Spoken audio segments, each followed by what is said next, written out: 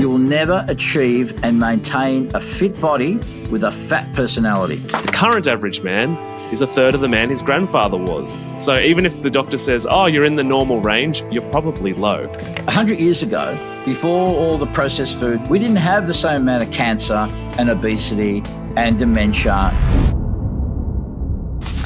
Suicide is the leading cause of death for men aged 15 to 44. And it's the third leading cause of death for men aged between 45 and 64. Why? Well, to be a man in this world right now is kind of confusing, especially young men trying to find their way in this world dominated by oppressive feminist narratives and toxic masculinity ideologies.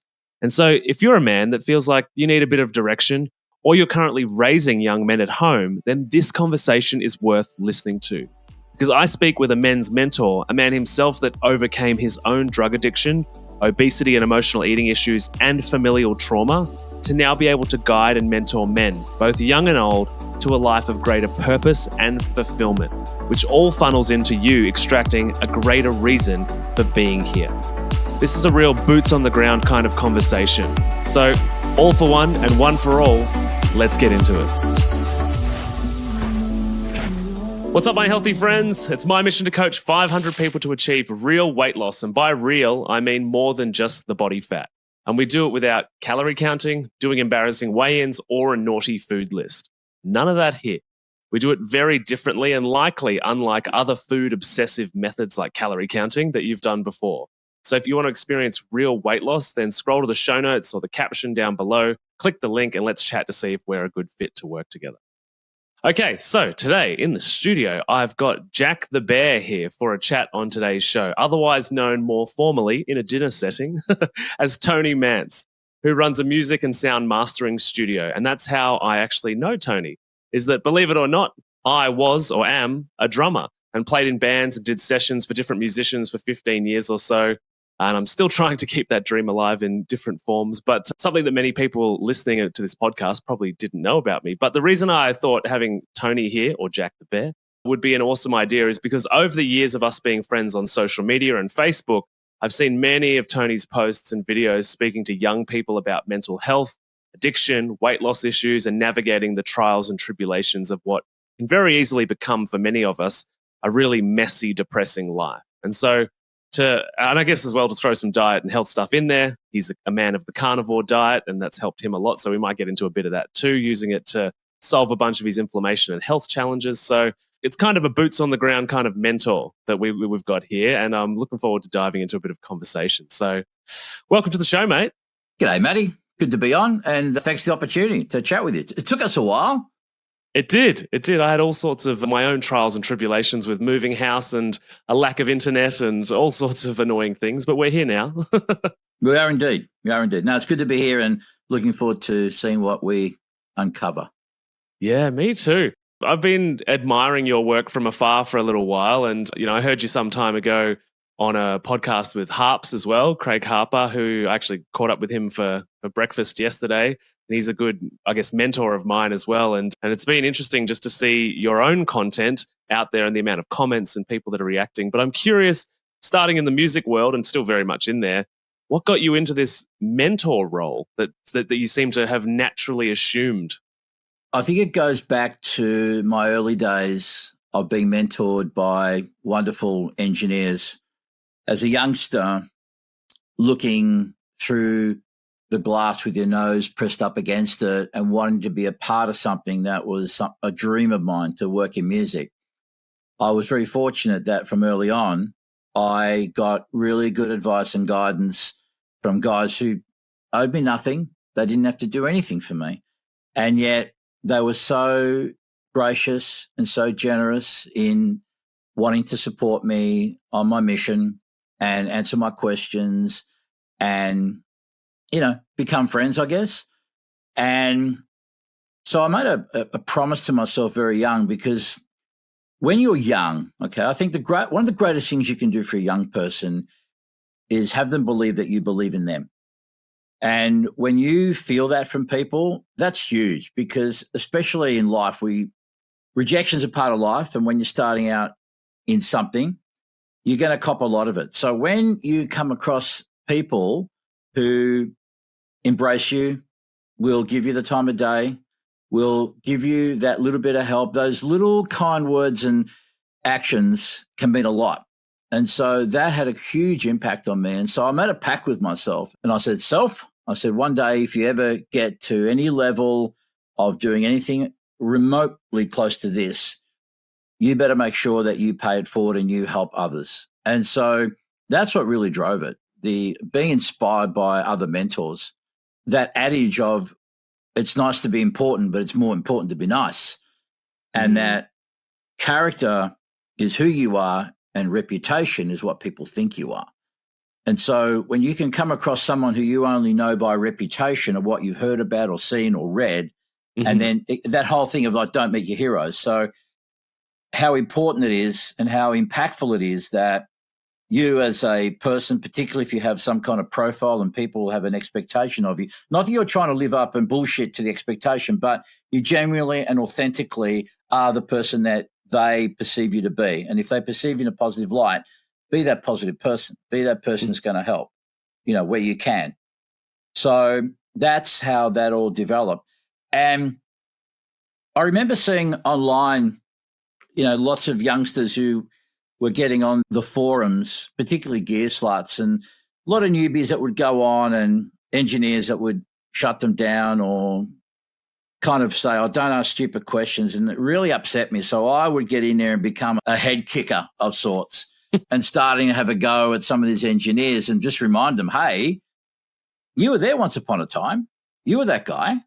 And somebody helped you, I'm sure. Yes, you were self-made, and yes, you did all the work, and yes, you created what you created. But nobody just went through it without any assistance at all. I refuse to believe that. And so it's important to humble yourself and remember where you came from and that you started, and that, again, like I said, the impact that it had on me was profound.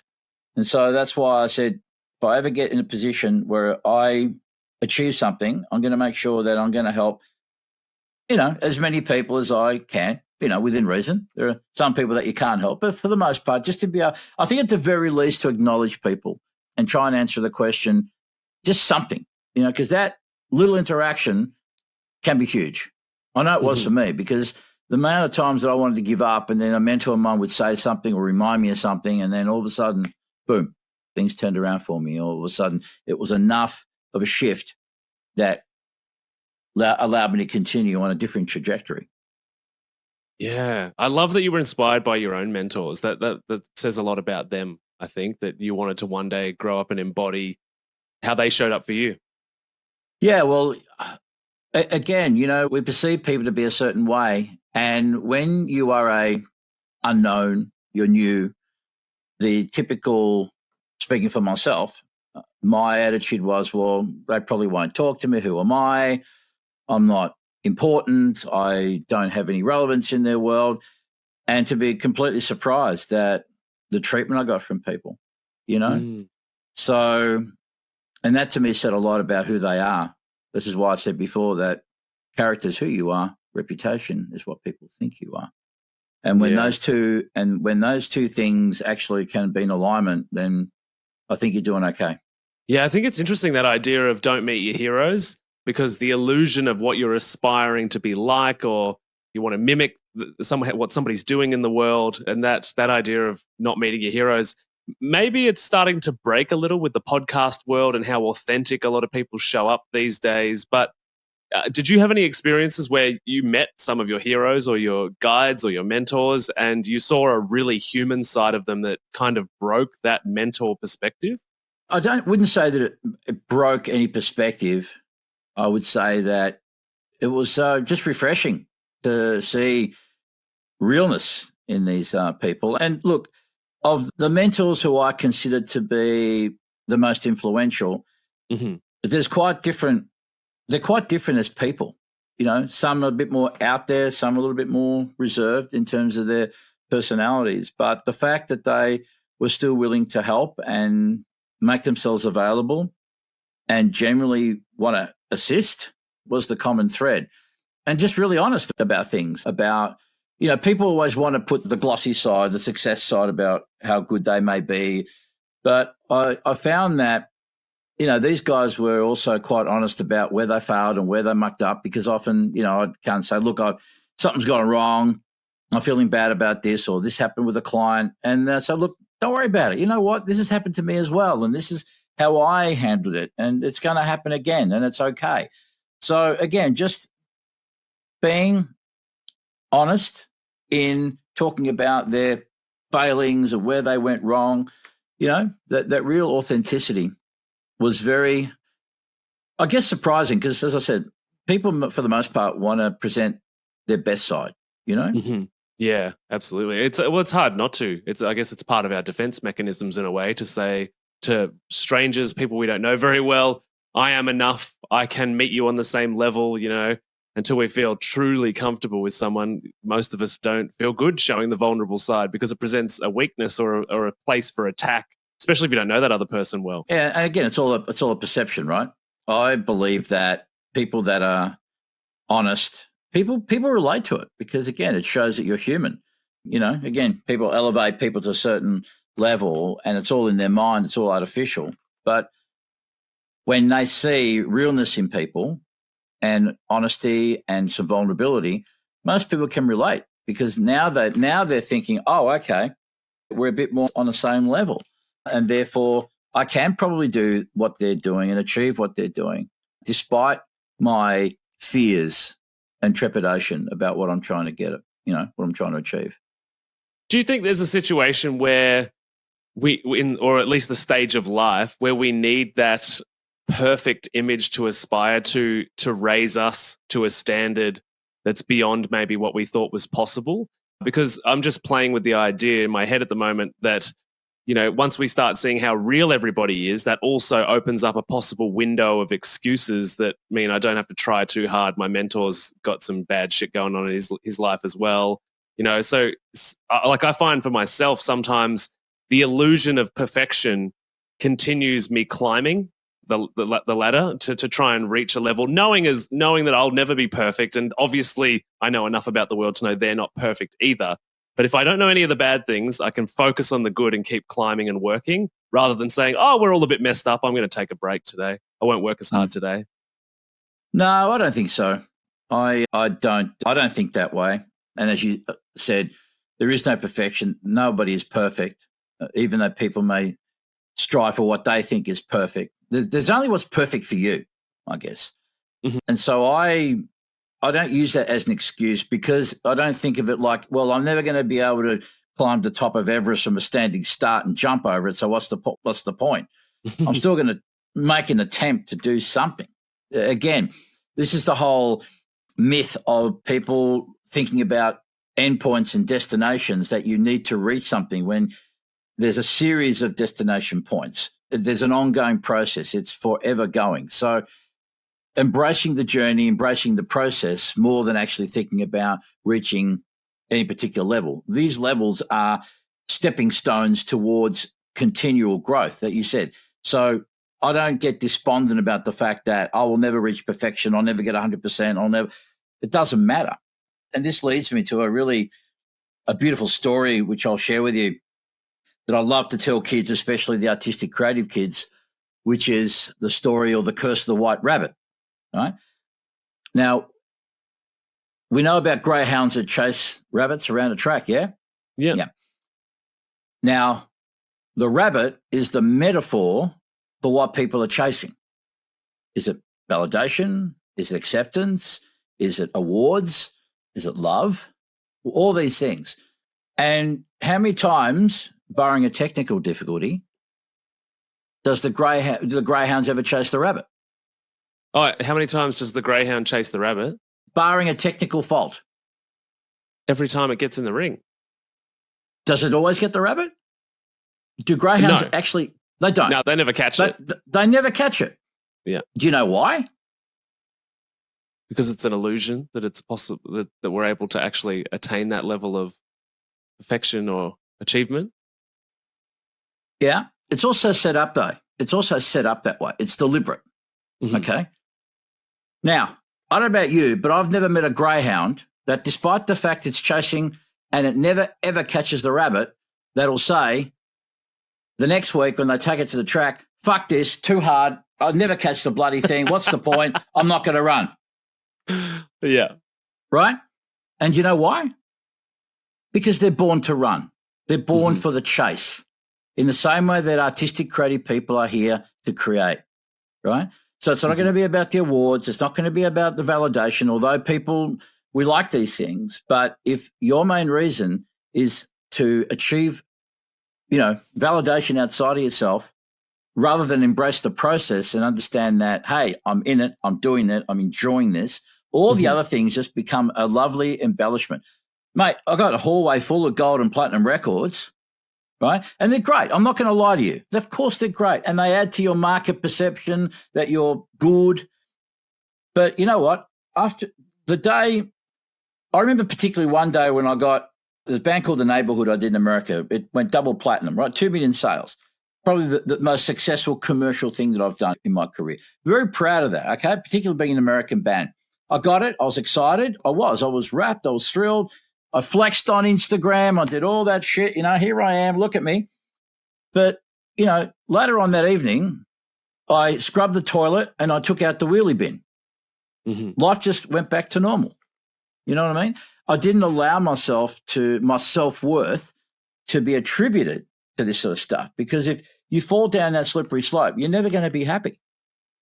So this is why it's important that I'm so big on this idea of process and just getting in amongst it, because a lot of people are very unsatisfied with their work and their life and would look at people thinking, oh, geez, I'd love to be able to do that, but don't even have the gumption to try, because, again, they don't feel they're good enough because of their programming, and they're thinking about, or they're doing it for the wrong reason. And that's why people like that don't last, because all these awards, again, look at something like a Grammy Award.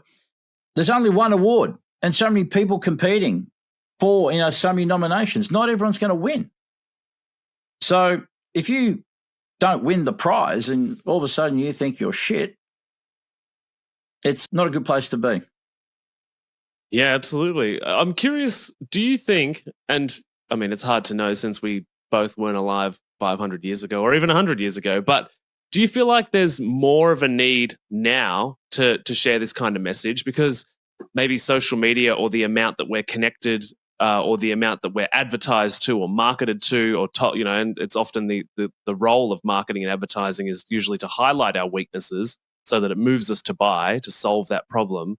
Because we're seeing these advertisements hundreds of times a day on social media, and we're seeing all of everybody else's highlight reel. Do you think there's more of a need now than ever for us to disconnect from external validation? Oh, more than ever. Absolutely. I mean, that's the biggest problem in the world and this is the biggest cause, I think, of people's unhappiness, is because they're comparing themselves to others and they're worrying about other people. I did a video the other day about it. I said the lesson that I wish I'd learned sooner, or more to the point, I actually got, because I always had the intellectual understanding, always knew it up here in the theory, but it never connected here, okay? And it sunk in, and I integrated this message as a knowing, as an absolute no. I was rock fucking solid with it, okay? And that is the worrying about what people think about you, and understanding that you are enough. You're fine the way you are. And, explaining the whole process as to why people, they become this way. And it's not because people are bad, because I was guilty of it myself. It took me over 50 years to get it, Matty.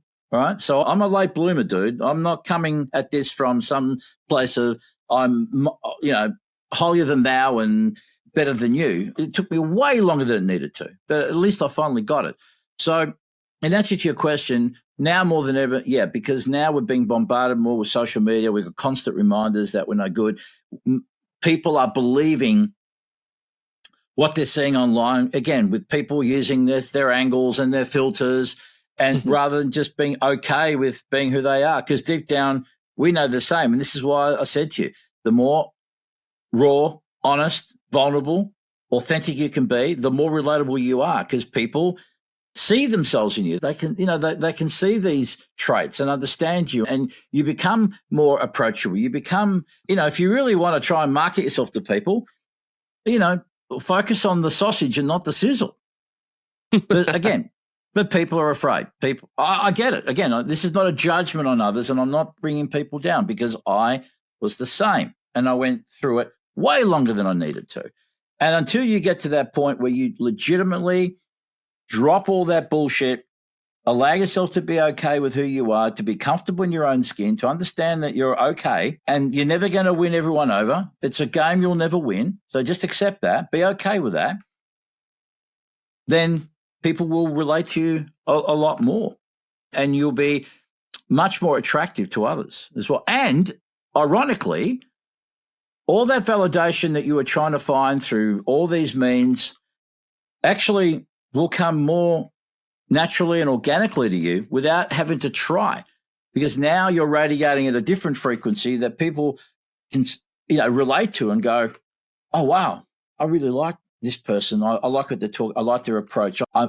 People like each other because they either see the traits that they admire either in them or even in themselves. In the same way, when we see people that we don't like, what is it? Unresolved stuff within ourselves. It's all about, It's all triggering our internal shit that we haven't looked at, worked on, and tried to integrate. The same reason. Surely there's a degree of validation which is required. And what I mean by that, because we're pack animals, right? We need to have a sense of belonging. So my question, is it more about who we seek the validation from rather than quantity, million followers that we don't even know, don't even care about? Or is it like 4 or 5 close people that we respect that are ahead of us in the game of life? Because without any input from external factors, you end up with those people that totally separate themselves from society and go sort of a bit wild. And there's, coming to mind is like the incel community, that group of young men that are, extremely disaffected, that need help, but they need to connect with and get validation from people that are doing well. Yeah. No, look, validation is something that we need. Connection, of course. If you go back in the day, we went around, but we do know that we were living in smaller tribes, and if you were shunned from the group, it pretty much meant death.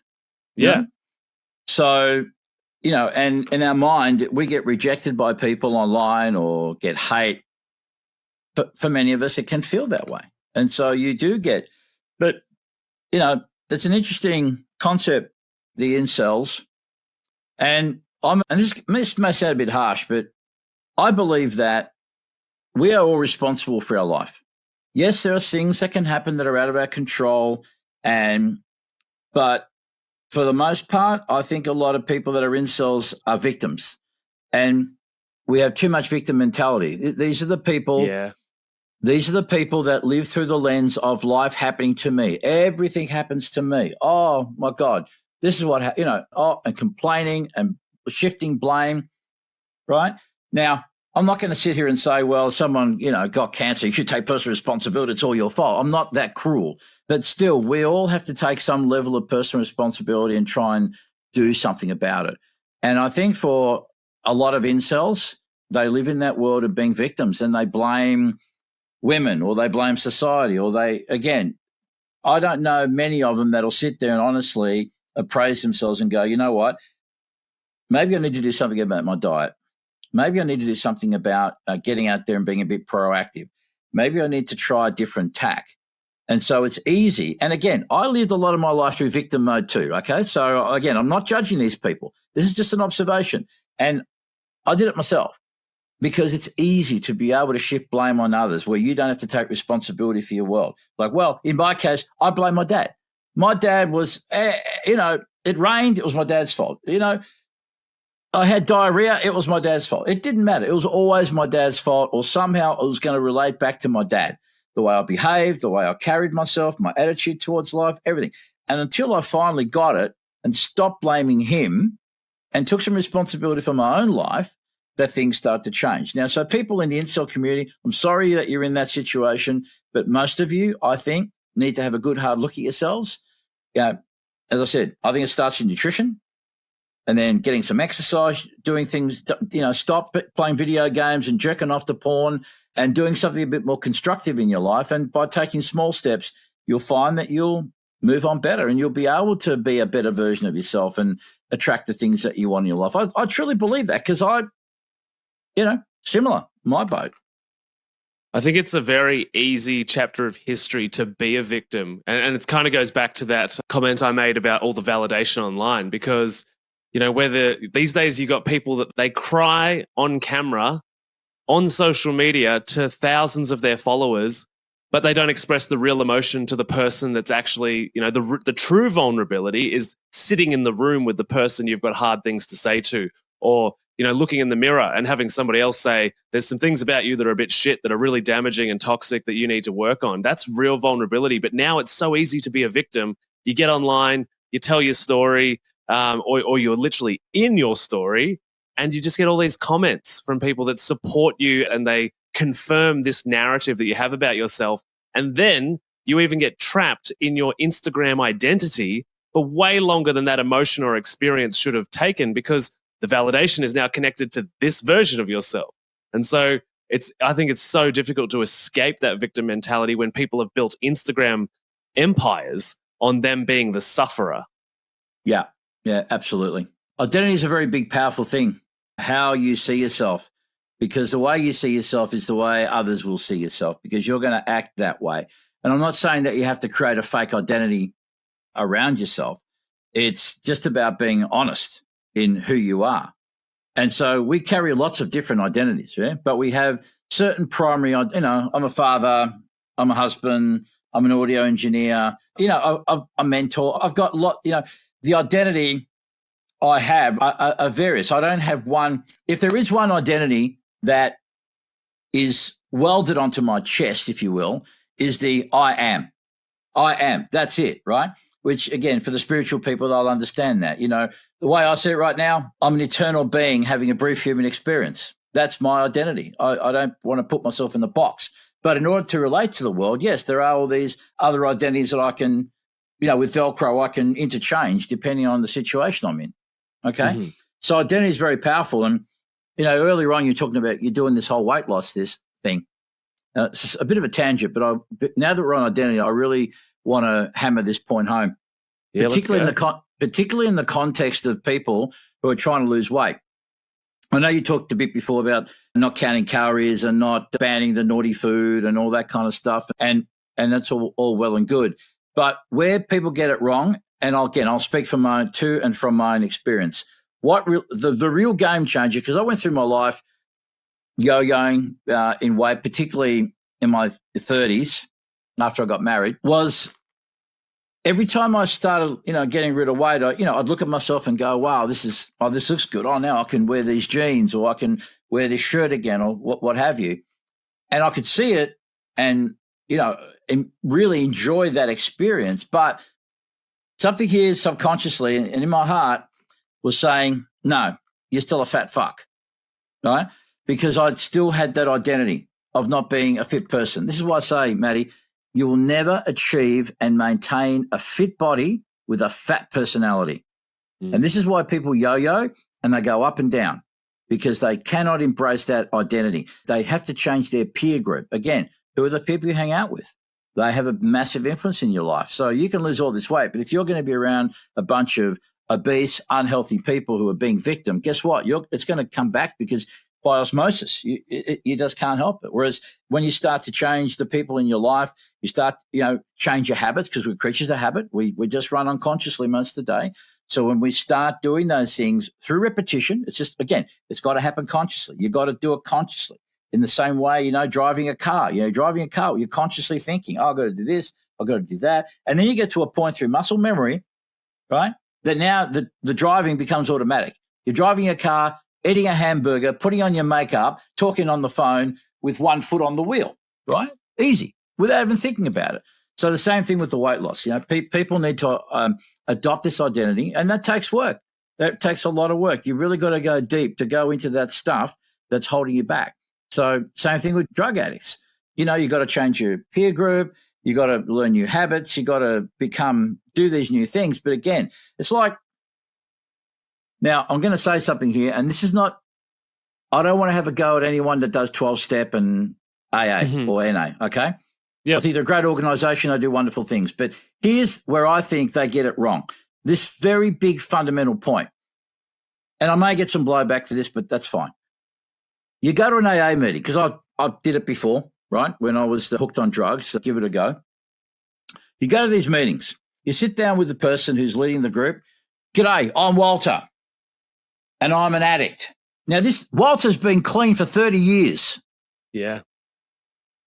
But he still identifies as an addict. Yeah. So he's living his life completely in this level of anxiety because I get it's like, well, I'm only one step away from, falling off the wagon and relapsing. It's like, is that a way to live? Like this constant kind of fear because now, taking responsibility is one thing. Okay, I'm an addict. I need help. I can't do this on my own. Great. Okay. Again, you're now taking some responsibility. You're asking for help. You want to be proactive. You want to do something about it. But after 30 years, my friend, you are no longer an addict. That's a former life. In the same way that I was a former addict and I was a former obese person and former depressed and all this kind of stuff. It was in my past. I'm looking ahead, mate, right? I'm on the road of life. I'm going ahead. Rivers run one way. Rivers don't go backwards, right? I'm driving forward. Now, I've got a rearview mirror, which I'll occasionally look in, which gives me some context as to how far I've come in life. But if I keep looking in the rearview mirror, guess what? I'm going to crash. So I've got to keep looking ahead and be focused. Looking into the past is good for reference. It allows you to see the distance you travel because you know what? So many of us go through life, Maddie, and we're always striving and we always want to do better and there's always room to improve. That's a given. And it's great to have aspiration. It's great to be motivated. It's great to be inspired in that. But every now and again, how many people actually stop? Just pause for a moment, take stock, have a look to see how far they've come and celebrate that. Because people, again, they're too focused on the forward, important as it is. So looking in the past is helpful. It provides context. It gives you reference and it will give you, I think, inspiration to continue on your path because now, because everyone started at some point, right? And they can underestimate how much progress they've made, So after a period of time, it's like people that go through massive weight loss. People aren't going to see the difference in about a week or two or a month. It's usually, they'll take a photo 3 months, 6 months down the track and then they'll go back to see the old one. They go, oh, wow. I completely agree about the identifying as an alcoholic or an overeater or a debtor or, there's so many 12-step programs because I think I've probably talked about it on this show before. The fact that, you get stuck in that identity. And it's just interesting that you bring up that your experience of sort of, it's hard to be a fit person in a fat person with a fat personality because the core of the work that we do, and that's why we call it real weight loss, is helping people change their identity. Because it's like, we're kind of cut from the same cloth here in that sense that it's you'll yo-yo until you believe you're worthy of or able to embody the way that a healthy, fit person thinks, or behaves or responds. So, we're totally in alignment with all of that stuff. And so many people get hit with again, on social media, the marketing of the short-term stuff, the really quick stuff. And it's appealing. We all want to go faster. Like everybody wants to go faster. But inevitably, they end up either back where they started or worse than where they started. But I'm curious for you, when you said, that there was that voice in the back of your head or in your heart that was speaking to you sort of saying, nah, you're not going to get healthy. You're not going to lose weight. You're not going to stop being an addict. What did it take to change that? Well, I got to thank my mentor, Peter Sage, for this. He's the one that really drilled this whole concept into me and it's the one that made the most sense. So I could never understand why I would keep relapsing or because I never liked being overweight and I didn't particularly enjoy being an addict. I really didn't. And I think any person that is a hostage to drugs, if they're honest, will tell you that they don't enjoy it. But it's something that seems familiar. But again, it's not something that you consciously understand and again, speaking for myself, until the concept was introduced to me and explained to me, I had a big aha moment. And realized, okay, all this work that I've done with counselors and whatnot, while it was helpful, it didn't really help me achieve long-term success in what I was trying to achieve, right?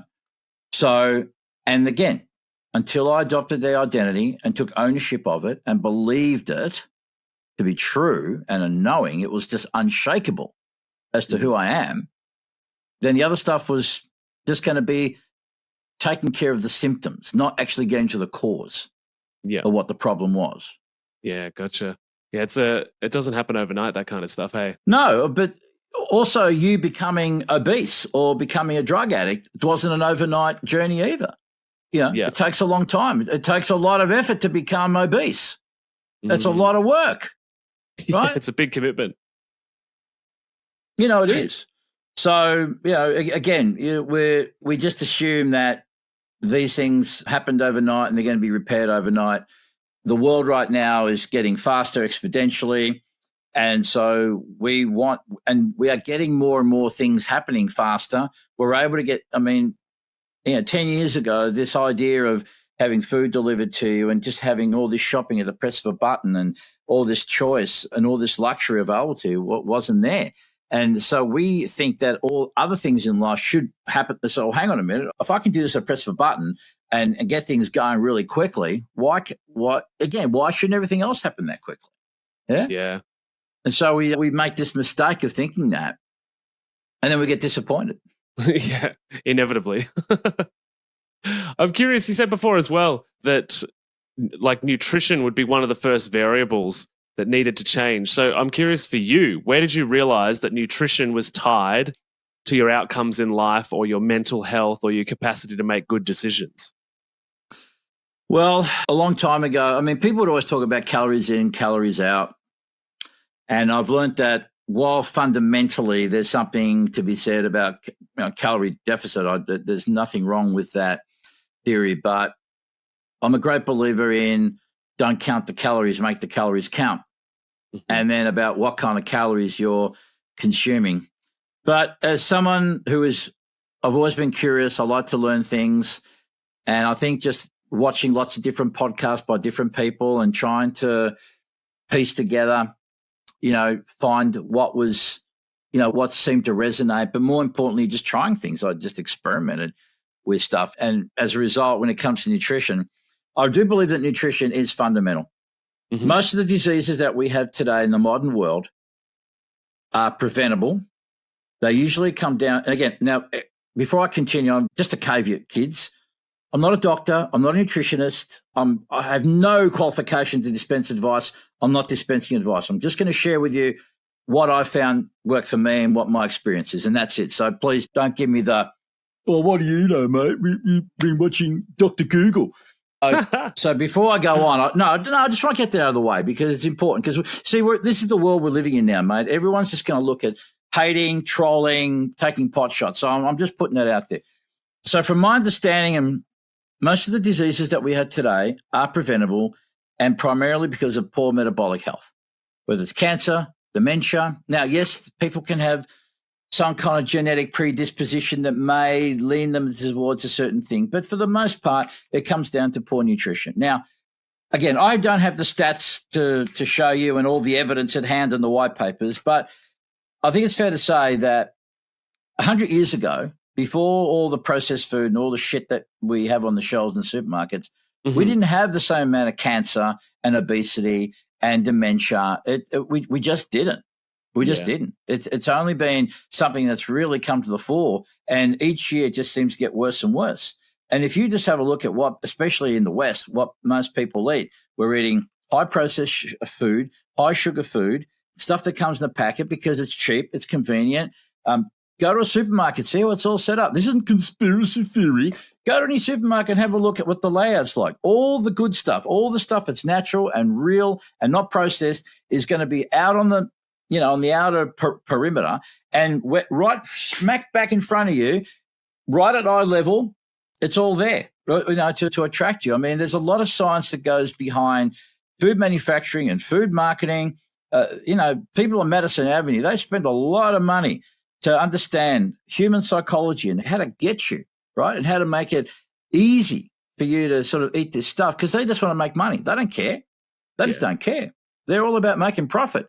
And we've got a pharmaceutical industry that doesn't want you to be well. Look, I'm not anti-pharma. There are times that, I was glad that I had some pain relief when I had a toothache or something like that. But again, there's no profit in curing people. We need to manage your symptoms, right? So if you're sick, got constantly things going on, well, that's great for them because you know what? The cash registers go ka-ching because they need customers. and they need you to be unwell. They need you to have things going on. So when you got a food industry that is making people sick, and then you got people with the solution, it just becomes this, this carousel that you'll never get off. So, look, again, people may think this is all conspiracy. I would suggest that you look into it.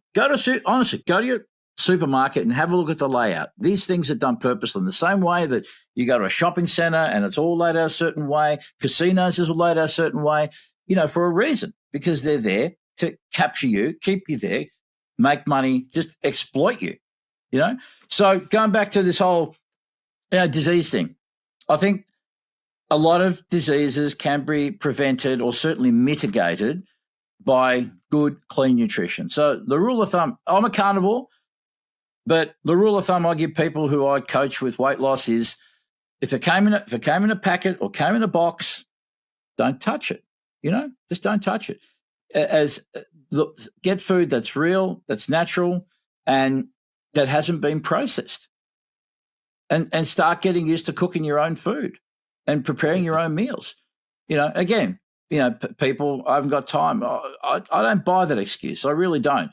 And again, if you have an identity of being a fit, healthy person, guess what? You're going to do these things. They'll become natural to you. They're part of your blueprint.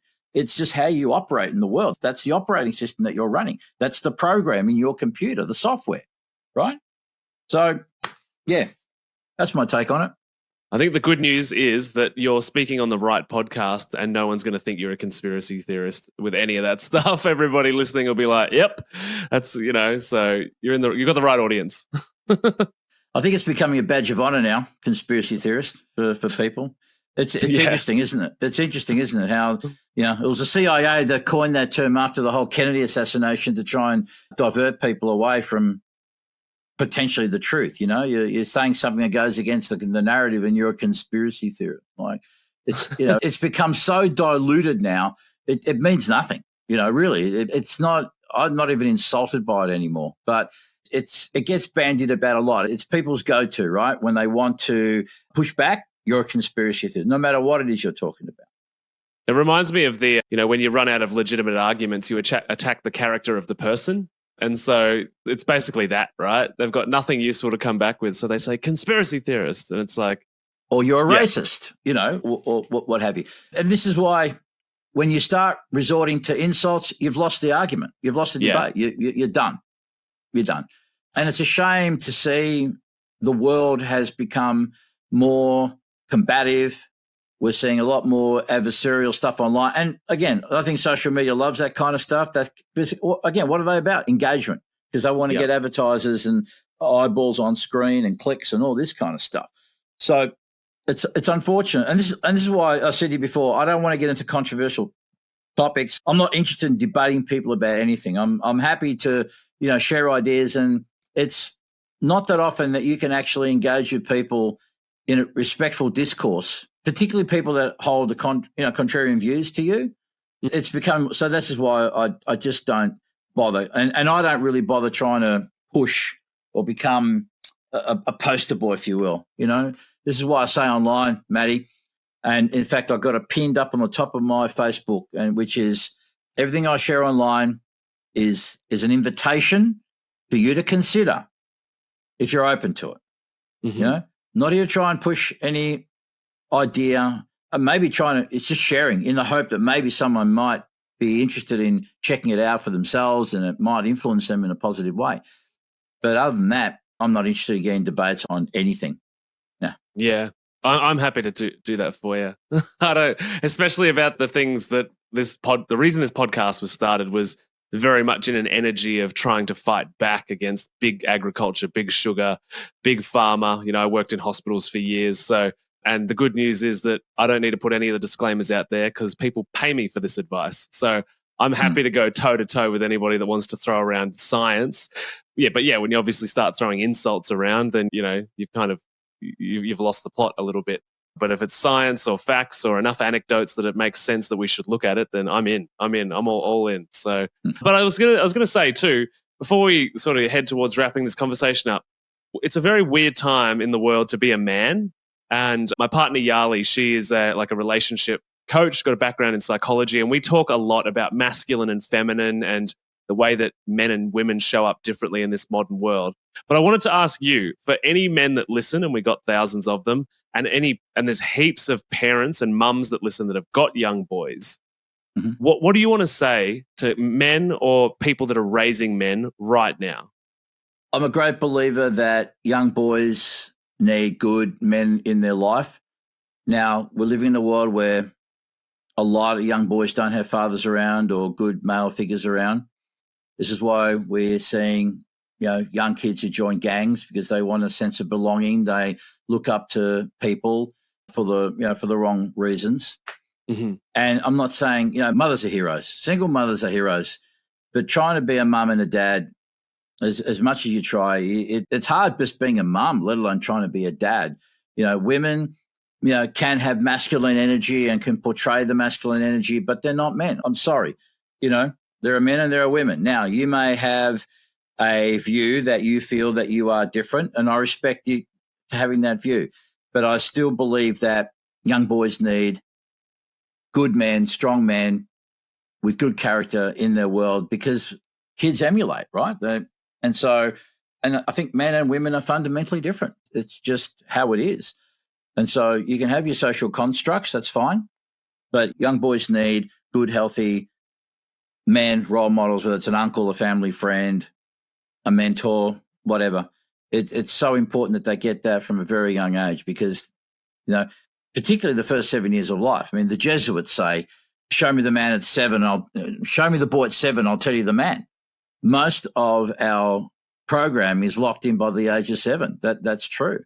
And we're going to go through life with that thinking. This is why, when we're adults, but really so much of our decision making is made through the lens of a child.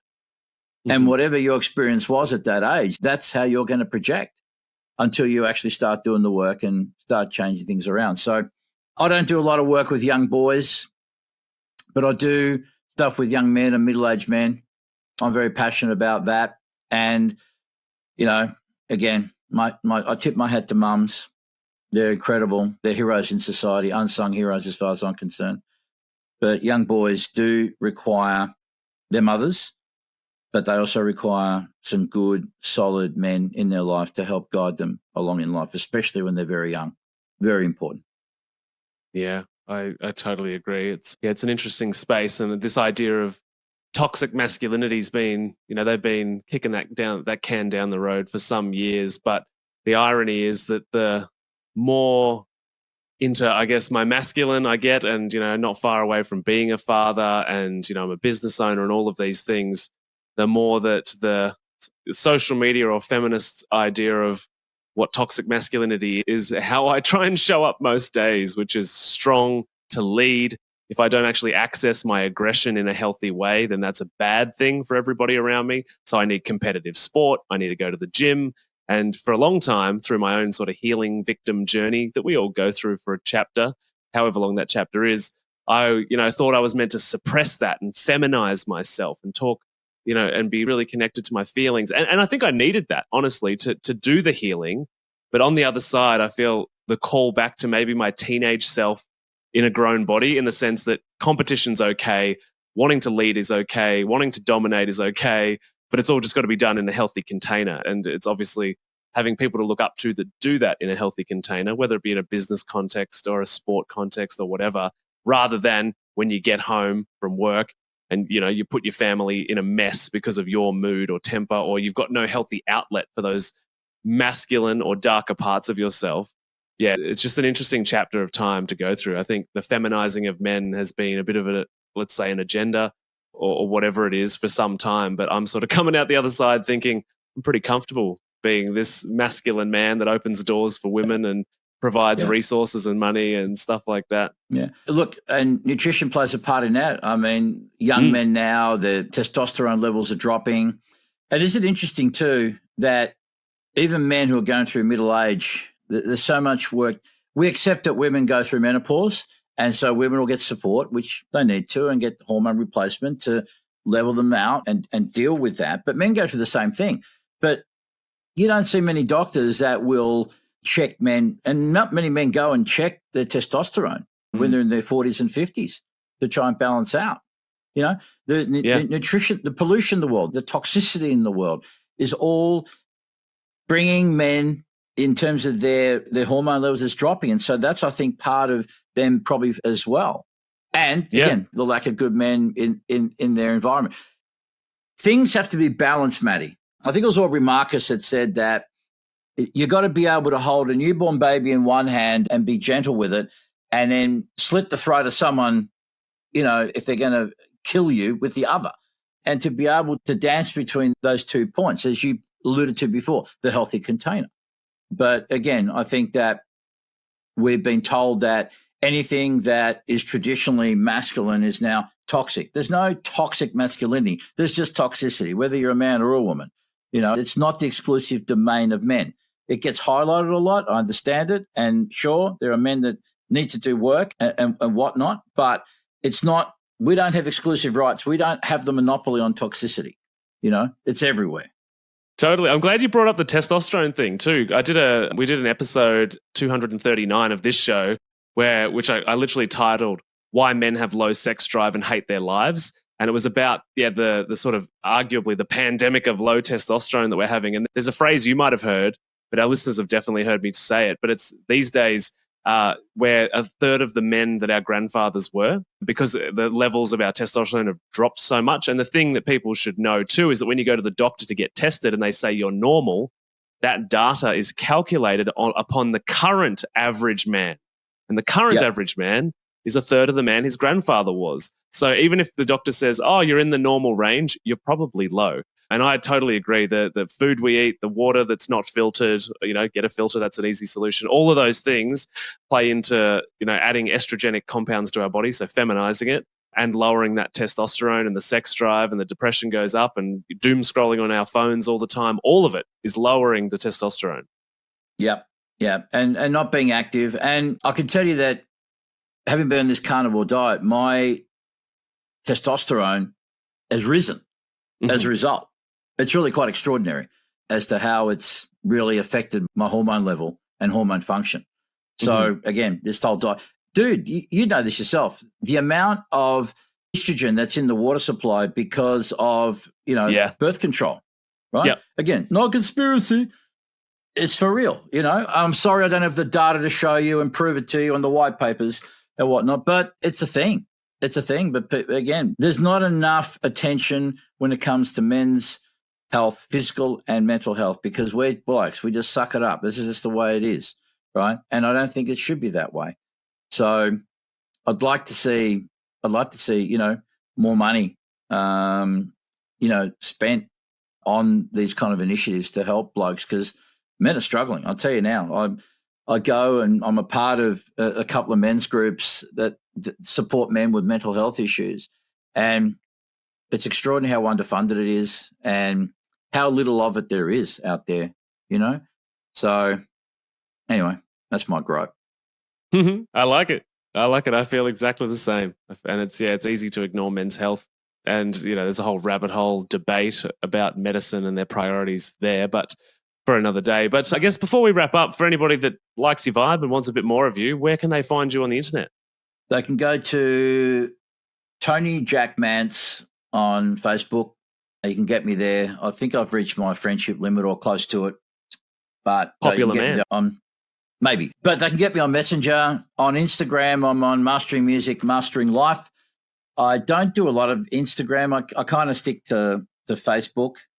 And I'm about to launch embarking on a career now as a public speaker. And you'll be able to find the website at tonymantz.com if you want to go have a look at that. Fantastic. I'll pop all of those links down below. So if anybody wants to scroll down, click those links, jump into your world, they can. I've appreciated you being here. But before we roll out, what is one piece of health information you wish more people knew about? Better nutrition.